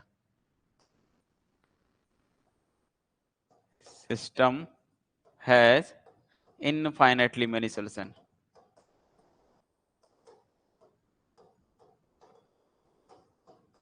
ये पता चल गया कि सिस्टम के पास जो है इनफाइनेटली मेनी सॉल्यूशन होंगे, यूनिक तो नहीं होने वाला। आया बात समझ में कि नहीं आया? अच्छा, अगर कोई बोले सर एक आध सॉल्यूशन फाइंड करके दिखाओ, वाह, बोलो ऐसा, भाई सॉल्यूशन फाइंड करके दिखाओ। इसके क्या होंगे सॉल्यूशन, कौन कौन से सॉल्यूशन होंगे, दो चार सॉल्यूशन बताओ। तो ऐसे केस के लिए एक बार और, ओके, यहां पर मैंने इसको जीरो करना सोचा। जीरो कैसे कर सकता हूं, दिमाग लगाओ, ये जीरो कैसे बनेगा, इधर वन से, इधर वन है तो यहाँ क्या करना पड़ता है, दो का गुणा कर दो, इसमें दो का गुणा करके माइनस कर दो, तो two minus two zero, three minus two one, four minus two two, ये लिख दिया। फिर जब इस लाइन के लिए मुझे इसको जीरो करना है तो यहाँ पर से देखना पड़ेगा कितना गुणा करोगे, फाइव का, तो फाइव का गुणा करके सब्ट्रैक्ट कर दो, फाइव इंटू फाइव जीरो हो जाएगा। फिर seven minus five, seven minus five बेटा टू होता है, टू, टू लिख दिया। Nine minus five, nine minus four, five, four होता है, फोर लिख दिया। उसके बाद डायगोनल में ये हो गया, ये जीरो किया जाता है। इसको जीरो करने के लिए इसमें दो का गुणा करना पड़ता है, इसमें दो का गुणा करके सब्ट्रैक्ट करोगे, टू माइनस टू जीरो हो जाएगा। तो यहाँ भी तो फोर माइनस फोर जीरो हो जाएगा ना बेटा, नीचे का तो पूरा जीरो हो जाएगा। तो जितने डायगोनल में वन वन दिख रहे हैं वही उसकी रैंक होती है। दो दिख रहे हैं, एक तो जीरो हो गया, नॉन लीनियर इंडिपेंडेंट रो की संख्या। बेटा ध्यान से देखो, ये जो रो है आपस में कैसे हैं, दो इसके क्या है, बताया था ना, जितनी रैंक, ओहो इधर आ जाओ, जितनी रैंक होती है उसको बोलते हैं लीनियरली इंडिपेंडेंट इक्वेशन बोलते हैं। मतलब दो इसमें जो है, इस सिस्टम ऑफ इक्वेशन में दो इक्वेशन ऐसे हैं जो लीनियरली इंडिपेंडेंट है। कितने, दो होंगे, जितनी रैंक है वही लीनियरली इंडिपेंडेंट रो या लीनियरली इंडिपेंडेंट इक्वेशन की संख्या बताता है। ओके, तो लीनियरली इंडिपेंडेंट सॉल्यूशन बताना हो तो कितना बताएंगे बेटा, तो वो भी कितना होगा, n माइनस दो, यानी कि n माइनस रैंक, तो n माइनस n कितना है, तीन, तीन माइनस से करोगे तो एक, तीन माइनस दो करोगे तो एक, एक इसमें एक ऐसा होगा, यानी कि सिर्फ और सिर्फ एक ही सॉल्यूशन होगा जो लीनियरली इंडिपेंडेंट होगा, बाकी दोनों के दोनों डिपेंडेंट होंगे। बात आई समझ में कि नहीं। एक क्या है सिस्टम, ये तो पता चल गया। अगर मैं इसी में बात करूं तो दो क्या है, दो जो है एलआई इक्वेशन है, लीनियरली इंडिपेंडेंट इक्वेशन कितने हैं, दो हैं, ओके। और एक ठो क्या है इसमें, n माइनस आर करते हैं, n माइनस आर मतलब कि तीन माइनस दो करोगे तो एक जो है लीनियरली इंडिपेंडेंट सॉल्यूशन भी होगा, यानी कि एक की वैल्यू पर दोनों डिपेंड होंगे। दोनों कौन, अरे भैया एक्स वाई जेड है ना, तो इसमें से कोई एक जो है इंडिपेंडेंट है, बाकी दोनों डिपेंडेंट होंगे। अब वो अगर आपको पता करना है कि भाई सर बता दो, एक बार बताइए तो सॉल्यूशन फाइंड कैसे करेंगे, अरे बेटा ए एक्स बराबर जीरो करो, ए मतलब ए ये है, ये वाला मैट्रिक्स लो, one one one, zero one two, zero zero zero, ये ए हो गया, और X means X Y Z equal zero कर दो। सॉल्यूशन बता रहा हूं कैसे फाइंड करना है। यहां से क्या करोगे, मल्टीप्लाई करके इक्वेशन बनाओ, तो दिख रहा है x plus Y plus Z equal zero, ये इक्वेशन हो गया। सेकेंड इक्वेशन से जीरो एक्स खत्म, y plus two Z, Y plus two Z equal zero मिल गया। तीसरे से कोई मिलेगा ही नहीं। यहाँ से क्या मिल गया बेटा, y इक्वल टू जेड, अच्छा ठीक है, इधर आ जाओ। जैसी y की वैल्यू टू जेड यहाँ पुट करते हो इस इक्वेशन में, तो x तो भूल जाओ, z तो z है। बताओ x की वैल्यू कितनी मिलेगी, x की वैल्यू मिलेगी कितना, y z minus y minus z, और यहाँ से y की वैल्यू टू जेड डालते हो तो टू जेड, और ये थ्री जेड हो जाएगा, तो x की वैल्यू माइनस का थ्री जेड हो जाएगी। आया समझ में कि नहीं आया, कि रॉन्ग कर दिया मैंने, ओहो रॉन्ग तो कर ही दिए हो सर, यहाँ माइनस लगेगा, प्लस माइनस आपसे बहुत बड़ी गलती हो रही है, हैं? लो बेटा y बराबर माइनस का टू जेड, और यहां रखोगे तो माइनस टू जेड तो प्लस का टू जेड हो जाएगा, तो प्लस टू जेड में से जेड गया, एक जेड आ जाएगा। तो x की वैल्यू जेड, y की वैल्यू माइनस टू जेड, तो जेड क्या है, अरे जेड ही तो इंडिपेंडेंट है, जेड तो अपने आप में इंडिपेंडेंट है। जेड की वैल्यू डाल दो, एक्स भी मिल जाएगा, वाई भी मिल जाएगा। इसका मतलब जो सॉल्यूशन है, सॉल्यूशन के अंदर में कौन आने वाला है, एक्स के जगह एक्स के जगह क्या डालोगे, जेड, वाई के जगह माइनस टू जेड, और थर्ड जेड वाला कौन सा पार्ट हो गया, जेड के जगह तो जेड ही रखना है। इसका मतलब आप जेड के जगह वन डालो, तीनों मिल जाएंगे, टू डालो सब मिल जाएगा, थ्री डालो सब मिल जाएगा। बात आई समझ में कि नहीं आई, नहीं आया समझ में, मेरे को मालूम था नहीं आएगा।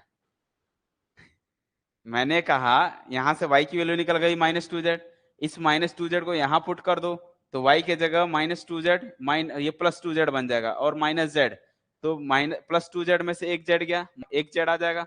तो x की वैल्यू कितनी आ गई, जेड आ गई, x की वैल्यू जेड आ गई, y की वैल्यू माइनस टू जेड आ गई। जेड तो पता ही नहीं है, तो जेड को जेड ही रहने दो, कोई दिक्कत नहीं है। नहीं आया समझ में, हमने अभी बताया ना, एक क्या है इसमें, एक जो है एल आई सोल्यूशन, वो कौन है, वो जेड ही तो है। आज अगर आप जेड की वैल्यू दे दो मुझे प्यार से, और मैं यहाँ पर एक्स की वैल्यू दे दूंगा और वाई की वैल्यू दे दूंगा। नहीं आया समझ में? एक्स की जेड की वैल्यू को आप 2 दोगे तो मैं एक्स की वैल्यू भी बोलूंगा 2 होगी, वाई की वैल्यू होगी -4। ओहो, अभी भी नहीं आ रहा है समझ में। लो बेटा x1 आपका मिलने वाला है। जैसे ही आपने z को दिया 1 तो x इक्वल जेड था तो ये भी 1 होगा, ये -2z था तो ये माइनस का 2 बन जाएगा। अपने आप में ये एक सॉल्यूशन है। अच्छा ठीक है, x2 क्या होगा बेटा? तो x2 बोलोगे सर z तो दो, z मैंने दे दिया 4 तो आप बोलोगे ये हो जाएगा 4, ये हो जाएगा -8। नहीं आया समझ में? अभी और आएगा, देखते जाओ, नहीं देखते जाओ कैसे कर रहे हो। ऐसे ही नहीं छोड़ेंगे आपको, पूरा समझा के छोड़ेंगे। x3 में z आप दोगे मुझे, z मैंने दे दिया 5 तो ये हो जाएगा 5, ये हो जाएगा -10। आया समझ में? क्यों? क्योंकि अरे भैया आपने बोला है z, z -2z बोल रहे हो ना, ये सॉल्यूशन बोल रहे हो। अभी भी किसी को दिक्कत कि सब समझ में आ गया? जेड ही ये जो है सॉल्यूशन क्या है? एल आई सॉल्यूशन है। बाकी क्या है? ये दोनों के दोनों एल डी है, लीनियरली डिपेंडेंट है जेड पर। थर्ड वाले तीसरे पे डिपेंडेंट है, एक इंडिपेंडेंट दो डिपेंडेंट।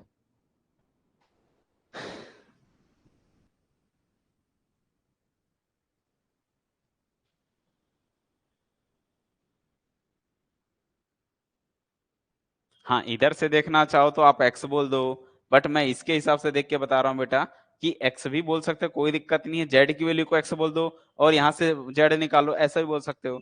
या मैं जेड की तरफ से सोच रहा हूँ, सब जेड जेड में आ गया मतलब जेड इंडिपेंडेंट हो गया। ये दोनों कोई भी एक बोल दो, कोई दिक्कत नहीं है, आप सबको बोल सकते हो।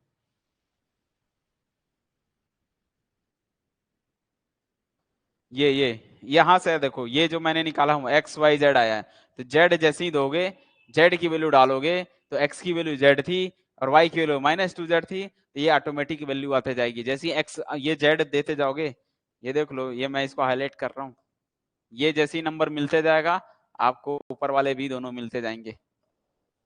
ऊपर वाले मतलब ये दोनों बेटा, ये दोनों ऊपर वाले मतलब भगवान नहीं, भगवान नहीं मिलेंगे आपको। मेहनत आप करोगे, भगवान क्यों मिलेंगे? हम्म। आया समझ में कि नहीं आया, ये पहले बताओ, जल्दी बताओ।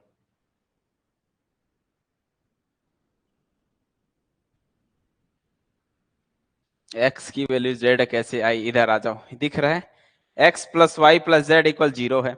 वाई की वैल्यू मुझे मालूम है 2z है, रख दो ना यहाँ पर। वाई की जगह -2z डालोगे तो x-2z प्लस जेड है, सॉल्व करोगे तो कितना मिलेगा? x minus Z. यहाँ से x की वैल्यू जेड ही मिलेगी ना। नहीं आ रहा है समझ में? सिंप्लीफाई करना है यहाँ से। आया समझ में कि नहीं आया?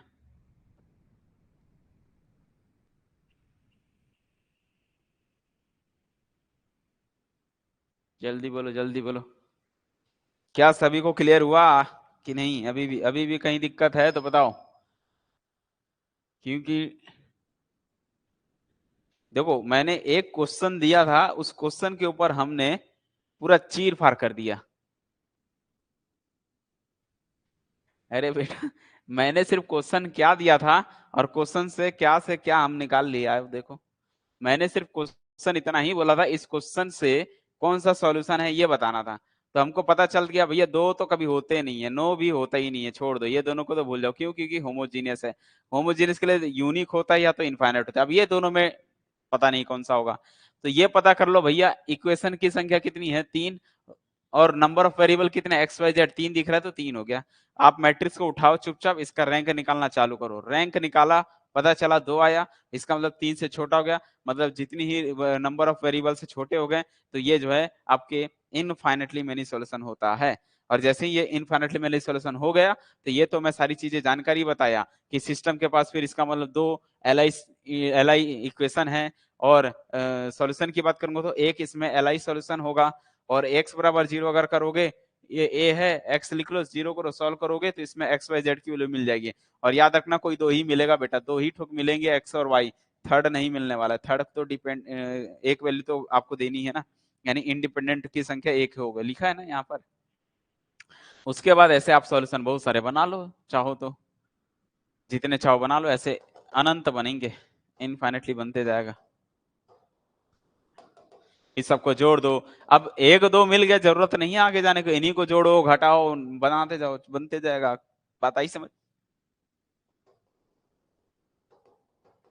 इन्हीं को ही आपस में कुछ भी जोड़ो घटाओ, किसी को भी प्लस माइनस कर दो, किसी का गुणा करके ऐड कर दो, किसी को जोड़ के घटा दो, सब बन जाएगा, आपस में सॉल्यूशन होते चले जाएंगे। बिल्कुल बिल्कुल। एक्स इक्वल, आप लोग थोड़ा सा समझ नहीं पा रहे हो। इस इक्वेशन में बोलो बेटा क्या क्या निकाले हो? आपने निकाला है एक्स इक्वल जेड निकाला है।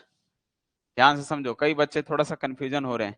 अगर मैं बोल रहा हूं एक्स इक्वल जेड है, वाई इक्वल टू जेड है, आपके पास तीन वेरिएबल थे एक्स वाई जेड, एक्स की वैल्यू जेड है, वाई की वैल्यू टू जेड है, नहीं लग रहा है कि जेड पर डिपेंड हो गया एक्स और वाई? बात आ रही समझ में कि नहीं? अगर आपको ऐसा सोच रहे हो सर इधर से सोचो ना, ठीक है बेटा, जब इधर से सोचूंगा ना तो z इक्वल निकालूंगा x, तो फिर यहां से मुझे y को निकालना पड़ेगा x के फॉर्म में, तो y की वैल्यू को फिर x बताना पड़ेगा, तो z की जगह x डालोगे तो 2x बनेगा। तब मैं बोल सकता हूं बेटा अब x जो है लीनियरली इंडिपेंडेंट हो गया। तो हमारा सॉल्यूशन किस फॉर्म में है ये देखो ना। सॉल्यूशन जेड के फॉर्म में ला रहे हो तो जेड को बोल दो इंडिपेंडेंट, एक्स के फॉर्म में ला रहे हो तो बोलो एक्स को इंडिपेंडेंट। बात आई समझ में कि नहीं? वाई के फॉर्म में ला रहे हो तो वाई को इंडिपेंडेंट बोलना पड़ेगा। तो किस फॉर्म में आ रहा है ये देखना पड़ता है ना। लास्ट वाला बेटा, लास्ट वाले से, लास्ट वाले वाई इक्वल टू जेड को फर्स्ट में रखा था तब मिला था जेड इक्वल एक्स।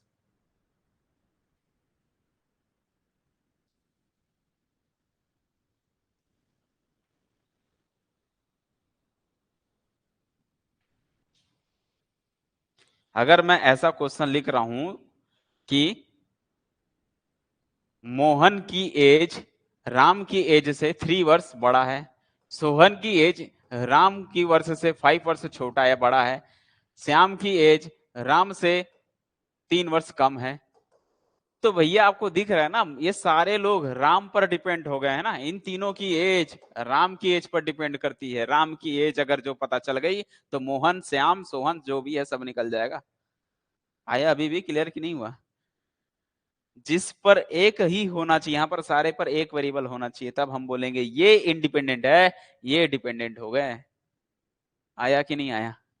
क्या अब भी नहीं आया? क्लियर हुआ? जल्दी बोलो।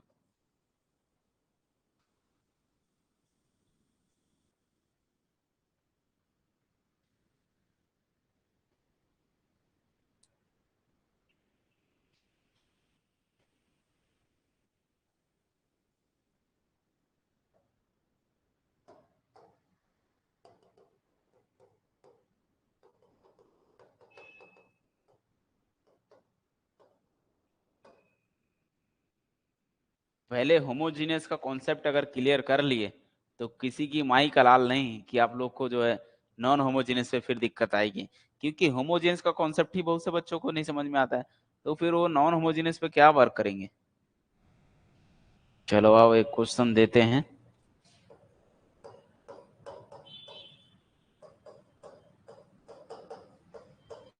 कंसीडर द फॉलोइंग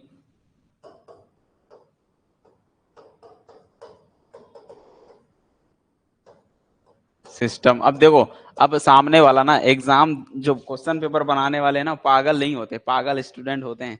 सामने वाला जो क्वेश्चन बनाएगा वो आपको समझेगा कि वो पागल है, और आप समझते हो कि सामने वाला पागल है। अरे सामने वाला पागल नहीं है। कभी भी ऐसे इक्वेशन देगा वो लिख कर नहीं देगा कि ये होमोजीनियस है, सिर्फ लिखेगा सिस्टम ऑफ इक्वेशन लिखेगा, consider the following system of equation. ठीक है, वो आपको नहीं बताएगा कि ये होमोजीनियस है या नॉन होमोजीनियस है, क्योंकि बता ही दिया तो कई लोग रट्टा मार के रहे होमोजीनियस में इन नो सॉल्यूशन नहीं होता है, तो आदमी क्या टिक मार देगा। तो ऐसे इसी वजह से वो जो है सामने वाला जो है आपको नहीं बताएगा कि वो आपको पता करना है कि ये होमोजीनियस है कि नहीं है। 2x1 plus x2 plus x3 equal 0, x2 minus x3, x2 minus x3 equal 0, और दे दिया हुआ है x1 plus x2, x1 plus x2 बराबर 0। अब इसके बताने हैं क्या क्या है। पहला, this system has, this system has, ऐसा पढ़ो कि हाँ देखते ही सवाल समझ में आ जाए कैसे सॉल्व करना है।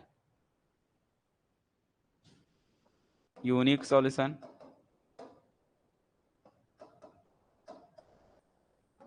दूसरा नो सॉल्यूशन। अब बताइए, अब ये देने वाला क्या बोलेगा इसको, हैं? Infinite number of solution.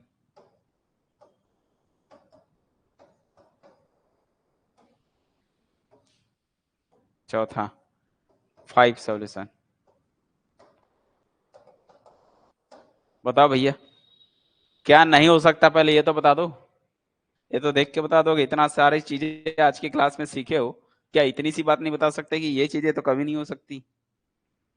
ठीक है, 2 और 4 तो कभी नहीं हो सकते, पहले ही कट कर दो इसको, ये कोई काम का नहीं है। होगा तो यूनिक या इनफाइनाइट। अब चेक करके बताओ भाई, यूनिक है या इनफाइनाइट। रैंक बतानी है इसकी, जो रैंक बता दिया वो सारा काम बन जाएगा। देखिए एग्जाम में आएगा ना, शॉर्टकट सिखाऊंगा अभी आप लोग को, ताकि जो है जल्दी से जल्दी वर्क करो। रैंक 2 आ रही है, ओके।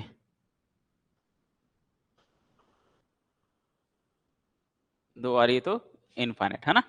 चलो ठीक है, चेक कर ले।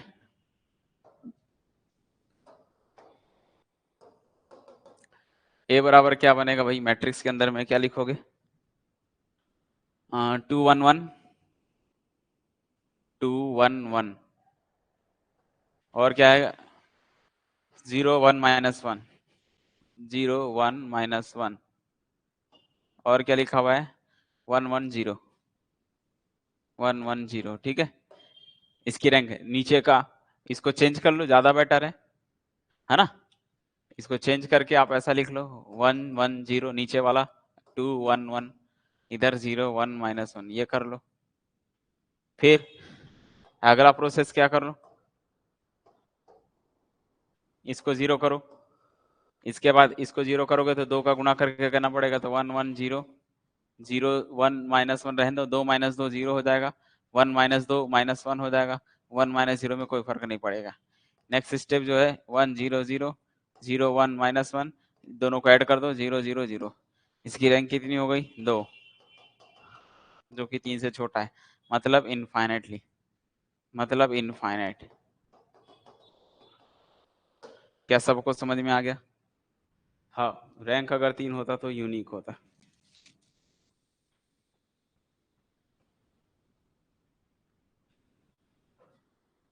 और यूनिक होता तो सिर्फ ट्रिवियल सॉल्यूशन होते, only one solution.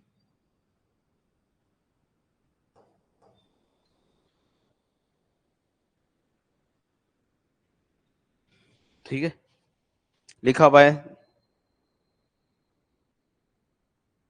System of equation has, system of equation,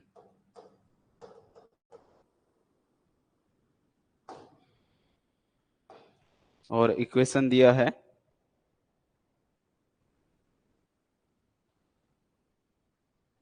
x1 + x2, x1 + 2x2 + x3 + x4 = 0। दूसरा 2x1 - 3x2 + 6x3 - x4 = 0 has, पहला यूनिक, दूसरा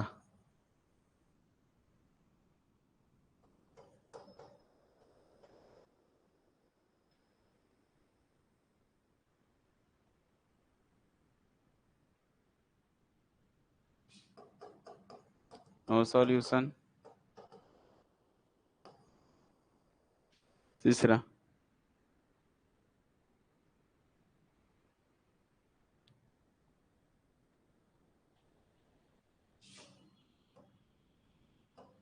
a unique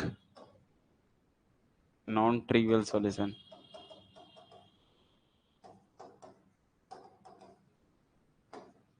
फोर्थ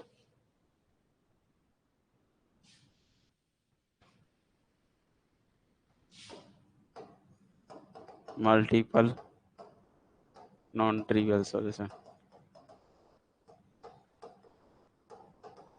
बोलो भाई कौन सा सॉल्यूशन है?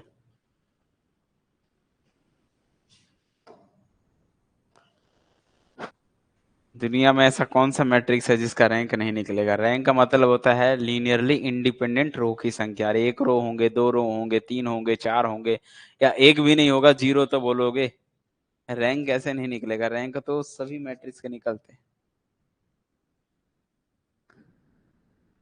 रैंक दो है, कंपैरिजन करो, सारे फॉर्मूला लिखाया हूं मैं आप लोगों को। रैंक दो है तो क्या चेक करते हैं, बताया तो हूं।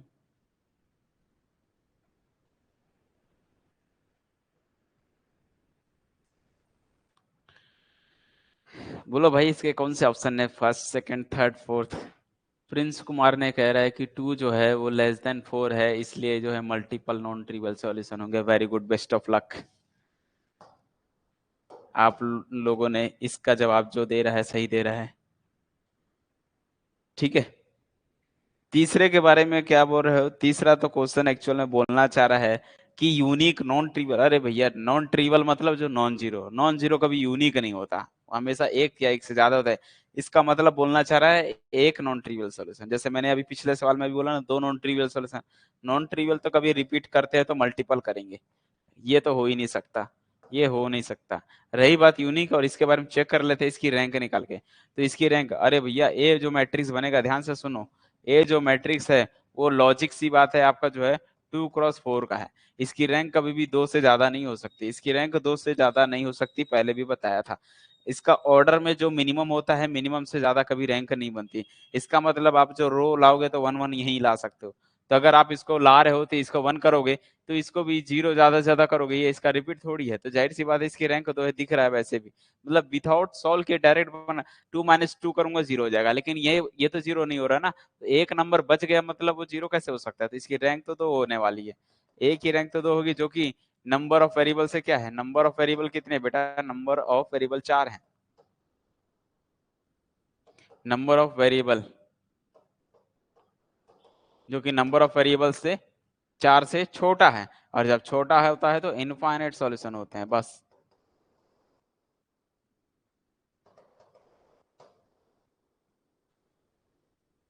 बात आई समझ में? सिर्फ ये भी गलत हो गया, यूनिक नहीं होगा। आया सबको समझ में?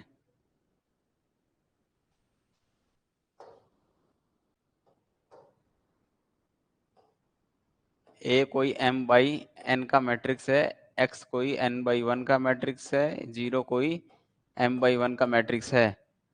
तो यहां पर देखो पहला केस, m का मान less than n, m equal n, m greater than equal n।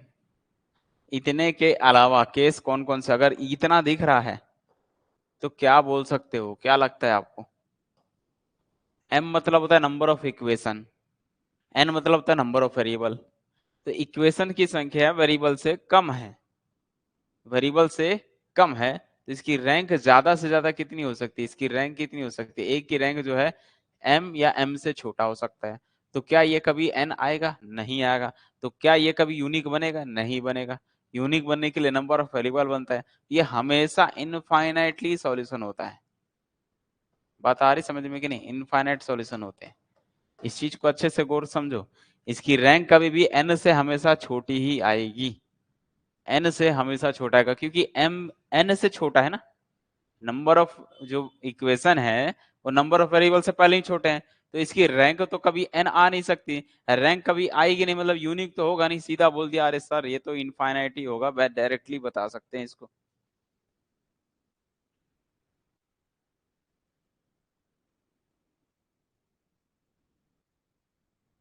Third option कहता है, पहली मेरी बात को सुनो, थर्ड ऑप्शन बोलता है नॉन ट्रिवियल का यूनिक। अरे भैया नॉन ट्रिवियल किसको बोलते हैं? ये नॉन ट्रिवियल है, one two three, non zero number. ये यूनिक कैसे हो सकता है? जीरो जीरो तो ऑलवेज है ही है। इसके अलावा जब ये बोल दिए तो फिर ये हो गया, तो फिर ऐसे बहुत सारे मिल जाएंगे। ये यूनिक कैसे हो सकता है? नॉन ट्रिवियल अकेला एक कैसे, मतलब क्या होता है? तो एक सॉल्यूशन की बात कर रहे हो आप। अरे एक तो सिर्फ जीरो जीरो होते हैं, इसके अलावा कोई अगर है तो ये नहीं और भी बहुत सारे हो जाएंगे। समझ गए, इसमें किसी नंबर का मल्टीप्लाई कर दोगे नया मिल जाएगा, उसको इन दोनों को ऐड कर दोगे नया मिल जाएगा, तो ये मिल जाएगा। तो थर्ड ऑप्शन तो, सेकंड ऑप्शन तो कभी हो ही नहीं सकता। थर्ड थर्ड कहता है यूनिक नॉन ट्रिवियल सॉल्यूशन है। यूनिक कैसे होगा नॉन ट्रिवियल? नॉन ट्रिवियल अकेला एक थोड़ी होता है, वो तो बहुत सारे होते हैं ना। मतलब वो कहना चाह रहा है कि जो नॉन जीरो वाले हैं वो सिर्फ अकेला एक ही होगा, ऐसा कैसे होता है भाई? अभी तो बताइए, अगर होगा तो जीरो ही जीरो होगा, इसके अलावा कोई होते नहीं। अगर हैं तो फिर बहुत सारे मिलेंगे, आप उसको एक दो चार मत गिनो, ये दो तीन चार टाइप की बात हो रही है। ये बोलता है मल्टीपल, मल्टीपल हो सकते भाई, बहुत सारे होते हैं, इसको मतलब इनफाइनाइटली है, ये यूनिक है, ये नो सॉल्यूशन है। यहां तक का समझ में है? मैंने कहा अगर m लेस देन छोटा है, यूनिक कभी नहीं होगा, हमेशा ये इनफाइनाइटली सॉल्यूशन देता है। ठीक है, बात आ रही समझ में कि नहीं आ रही है?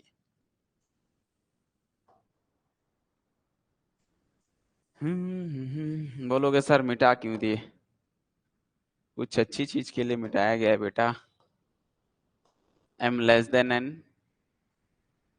दूसरा m इक्वल n, तीसरा m ग्रेटर देन n।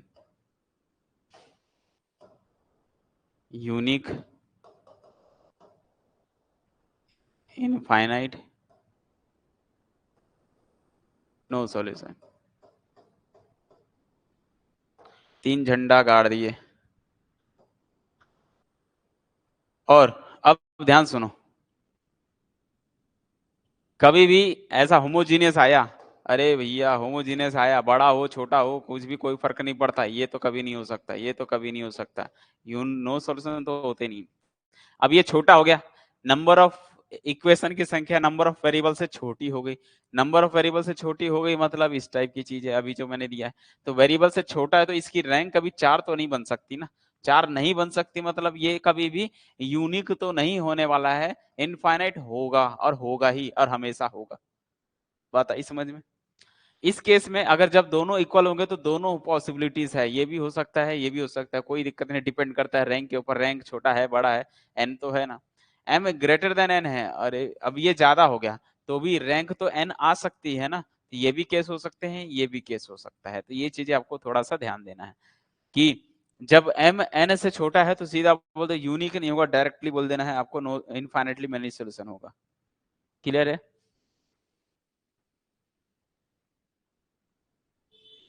कौन सा ऑप्शन गलत दिया है? तो गलत दिया है तभी तो काटे हैं, इस ऑप्शन को गलत दिया है तभी तो कट किया हूं, कट करने मतलब ये भी तो ऑप्शन गलत दिया है, अब आप इसको जाएगा बोलने लिखा हुआ है 5 सॉल्यूशन, ये भी तो गलत है, तो कट करना हमारा काम है, गलत देना उनका काम है।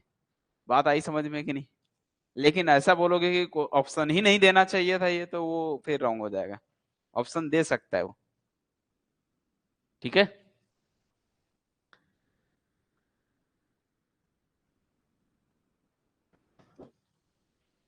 कहां पर रिपीट करो बोल रहे हो?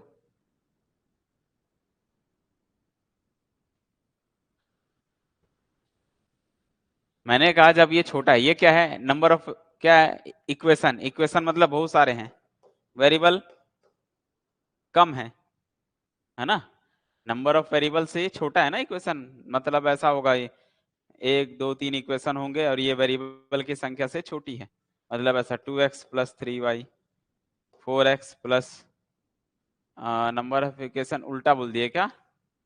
ठीक ठीक ठीक, ये ग्रेटर देन होगा ना, नंबर ऑफ, एक मिनट, नंबर सही था सही था सही था सही था सही था सही था, आओ आओ ये देखो, नंबर ऑफ इक्वेशन वेरिएबल से छोटा है कि नहीं है? नंबर ऑफ वेरिएबल कितने हैं, चार है ना, नंबर ऑफ वेरिएबल चार है, तो इससे तो छोटा है, तो एन रैंक तो कभी चार आ नहीं सकती, जब तक रैंक चार आएगी नहीं तब तक ये यूनिक देगा नहीं, तो रैंक तो चार कभी होगी नहीं, क्योंकि ये दो ही रो हैं, तो दो रो से ज्यादा रैंक कभी होगी नहीं, इसका मतलब ये कभी भी यूनिक नहीं होगा, हमेशा इनफाइनाइट होगा, इनफाइनाइट होगा। बात समझ में आई? दूसरा इक्वल हो सकता है, तो जब दोनों इक्वल हैं तो भाई दोनों केस हो सकता है ना, अभी तो हमने बहुत सारे एग्जांपल दिए हैं, दोनों ये देखो ये दोनों इक्वल थे, number of variable, number of equation, equation तीन, नंबर ऑफ वेरिएबल, ये इनफाइनाइट भी हो सकता है यूनिक भी हो सकता है, इसका कौन सा था?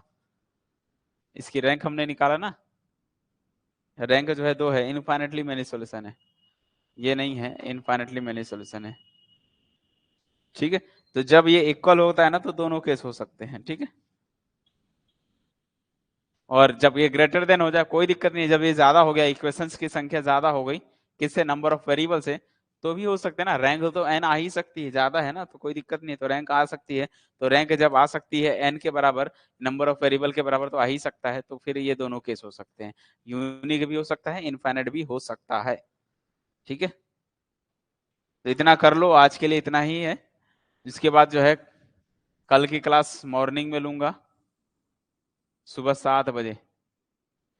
शुभ रात्रि एंड जय श्री राम।